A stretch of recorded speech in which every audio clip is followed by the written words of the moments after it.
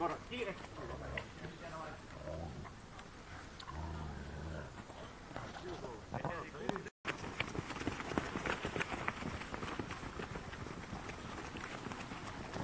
Seisva näoga sinnapoole.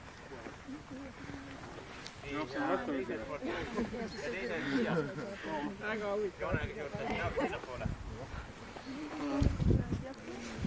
Siia jääb väike väljak. Siinpool on üks joon. Siit väljapool ei tohi astuda. Ja teeme alguses siia.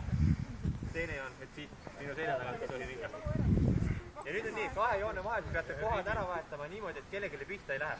Et see on palju väikse maa-alal, peate niimoodi läbi trügima, et kedagi ei puuduta. Ja väga kiiresti pead läbi saama. Sama on seal maratonil, et ükskõik, kedagi ei puuduta, kellelegi pihta ei minna. Et plaksus mingi läks teie jaoks ja hinna teie siia.